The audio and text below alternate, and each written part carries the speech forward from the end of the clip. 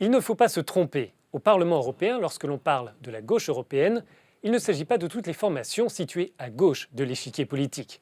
Il s'agit en fait de la gauche radicale. Dans l'Hexagone, le Parti communiste et la France insoumise se retrouvent sous la même bannière européenne. Si parfois l'analyse politique diffère au sein du groupe, tous les courants se retrouvent sur la même ligne anticapitaliste. La gauche unitaire européenne rassemble un petit groupe au Parlement, mais il sait se faire entendre. La mobilisation et les manifestations de ses élus savent attirer l'attention. La gauche radicale a par exemple fait entendre sa voix lors des négociations sur l'accord de libre-échange entre l'Union européenne et le Canada. La lutte contre l'austérité est aussi au centre de leur action politique.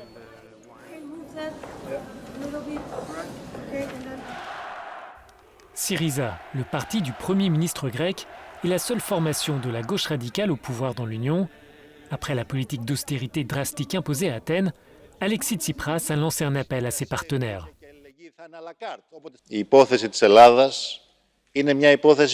Nous devrions étudier le cas de la Grèce. L'Europe devrait étudier ce cas parce que la Grèce a été une expérience dommageable pour nos valeurs européennes communes.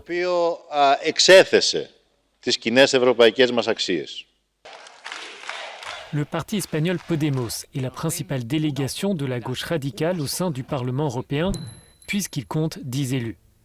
Viennent ensuite les parlementaires allemands et grecs. Le Portugal et l'Irlande dénombrent 4 eurodéputés par pays. Enfin, la France, l'Italie et les Pays-Bas ont chacun 3 sièges dans l'hémicycle. Si le groupe occupe la gauche du Parlement européen, de nombreux élus réfutent l'étiquette communiste. La formation s'appuie sur différentes sensibilités politiques et seul un parti a souhaité désigner ses têtes de liste pour les élections européennes.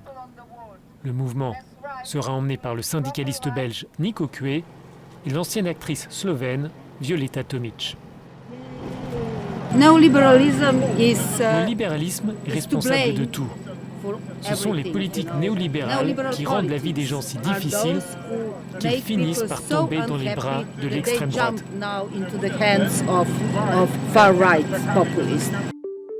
La lutte contre les inégalités sociales est au centre du programme, mais aussi le pacifisme, le féminisme et le rejet d'une Europe forteresse qui refuse d'ouvrir ses frontières aux migrants.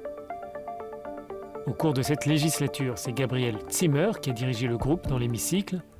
L'Allemande n'hésite pas à comparer le libéralisme au diable. Les politiques d'austérité et les coupes budgétaires sont les potions magiques de Méphisto. Selon les sondages, la gauche radicale pourrait remporter 5 sièges supplémentaires dans le prochain Parlement, mais il faudra pour cela dépasser les clivages internes qui grippent le groupe confédéral de la gauche unitaire européenne et la gauche verte nordique.